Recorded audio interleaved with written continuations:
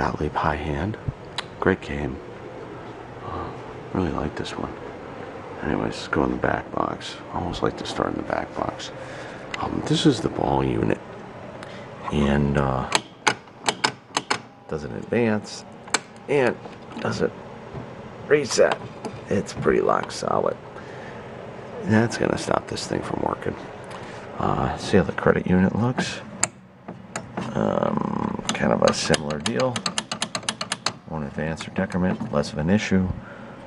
Nice to get it working, but it's not our key concern. Our key concern is to start with this. So we're going to have to take this apart. First I want to orient things and get marks on here. So I'm going to put a mark here so I can put this back together correctly.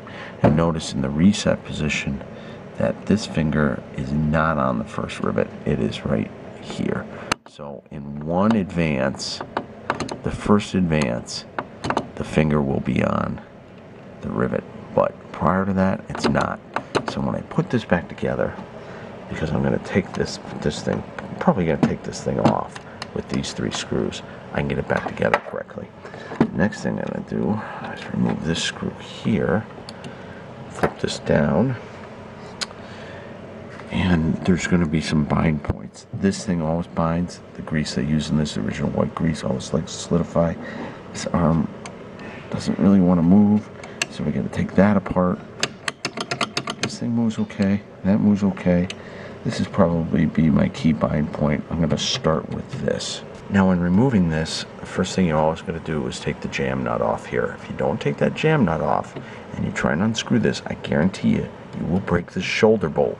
It's not a standard bolt you buy at a hardware store. So make sure you take the jam nut off before you take this out. Taking this off and cleaning it, it largely fixed all our problems. Now, I advanced nicely, and I reset nicely. The one thing I did have to adjust was this little piece here. I had to loosen these 2 screws and move it this way, just to give this arm, this is the step-up arm, just a smidget more travel. Just needed a touch more travel. But with that adjustment, the thing works well. And so, I didn't have to take this off, thankfully. Now what I'm going to do is clean these with 600 grit and lightly lubricate with Teflon J Lube. And then this unit should be good. Another thing to check are the switches. These are real important. You have these 2 switches here that open up at 0 position. And then as the user advances, they close.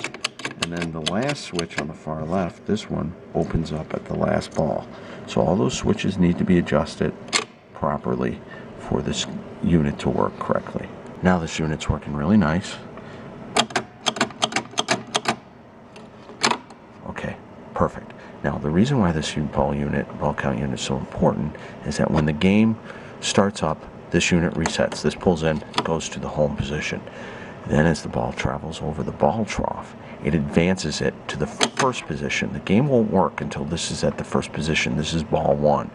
That's ball 2, ball 3, ball 4, ball 5, and then when it hits the out hole, this will advance 1 more position to the game over position, and that opens that switch on the back that remember we talked about, and the game ends. So that's why this unit has to work perfectly.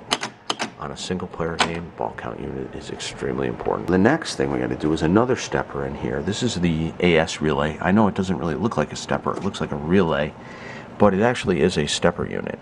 And this is used for the match on this game. It has to work perfectly, not because of the match though. If you look way on the inside here, right there where my index finger is, you'll see there's a switch. And every time this unit advances, that switch either opens or closes. See it? So what I've done is I've cleaned this guy up a little bit, cleaned the plates here and here, the copper plates, so that and lubed them lightly with Teflon gel lube. Also adjust the blade or the tension on this. That's these little things with my middle finger here. Determine the tension against this rotating collar. But if this doesn't work, and that switch you see right there with my index finger doesn't open and close, then it won't alternate a feature on the playfield. So what that does is this is used for the match, but it's also used for this alternating playfield feature. So I think it's every time a 10-point switch the 10-point reel goes, this guy advances, and that's going to change something on the playfield. It's probably going to maybe light this or turn something else on or off. So that little AS relay, that's what they call these things, AS relays, has to work perfectly in this game. Now, a lot of games don't have that switch in here like this one does, and then this is just a match unit, and it's not so critical. But in this case, it is critical. Next thing I check is the scoring relays. You've got 10, hundreds, thousands, 10,000 point relays on these. These all need to work perfectly. Tighten the switch stack screws before you do any adjustment.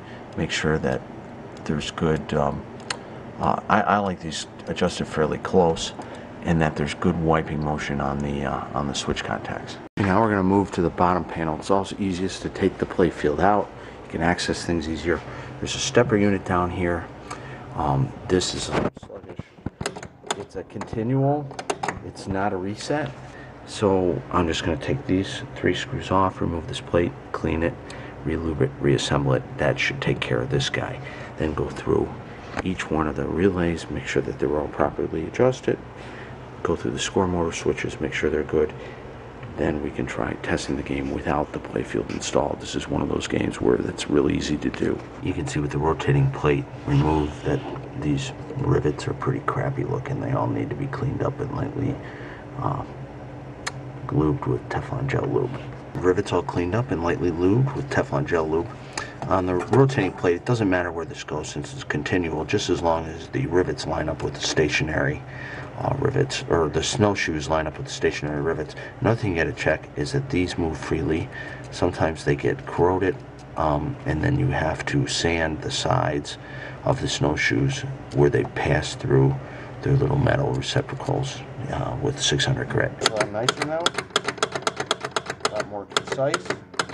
Check the adjustment of these switches too. They're important because when it goes here, it rattles around to the next break and then it stops. So it's important that that switch be in good adjustment. This is the Reset Complete relay. It's a latch, early style latch Gottlieb relay. This has to work perfectly. The switches have to be in adjustment perfectly. You can see there's 2 little screws here where you can move this relay around to get it to latch just right. They went to the a better style latch relay, the AXBX style in 1975, that actually has finer adjustments, but it works better than this system. Initial power on, let's see what it does. Oh, look. And then the score motor's running. And look, the 3rd chute relay is pulling in. This means just about one thing. On the coin door, it means one of the coin switches is stuck together on the coin door. And if we look, this one appears to be, that one's okay, but yeah, look, this one isn't. This one's stuck together, and oh, you see that little thing was grabbing on it. This thing here was causing this game over, or this coin switch to be closed. So let's go back up here, take all the credits off of the credit unit, and then turn it back on and see. See, now we don't have that problem. Okay, so now we can try starting the game for the first time. Okay, so now we should be at first ball, and when the ball goes over the trough switch on the playfield, it'll advance this guy up 1 to be the number 1 ball. And you can see we're now at the number 1 ball, and then that means that we can manually hit these. So we got a little work to do on our switches, but you can see a little work on our knockers and chimes, but we're getting there. We're getting some progress. And if I put this, advance the ball count unit, 2, 3, 4, 5, and then it'll go game over. See, game over. And that advances out the ball count unit to the 6th position. I took the chime bar off here, and you can see the bottom of the plunger is covered in goo from the weather stripping that's down here. That's real typical, prevents these from going up. That'll stop the chime unit from working. So just clean that up and we should be good. chime box plungers are cleaned up. We have all our 3 tones. And we can see our score wheels carry over.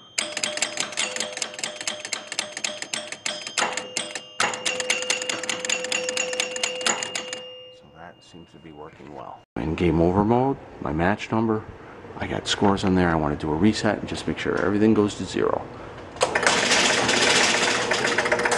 And it does. Perfect. So it looks like we're in business. We're getting ready to put the playfield in next. So I plug the playfield in and turn the game on. And immediately hear a problem. With the score motor spinning, that's advancing. So if I go and look it's has to do with the whole relay. If you look at all the switches related to this, I can see the problem right here.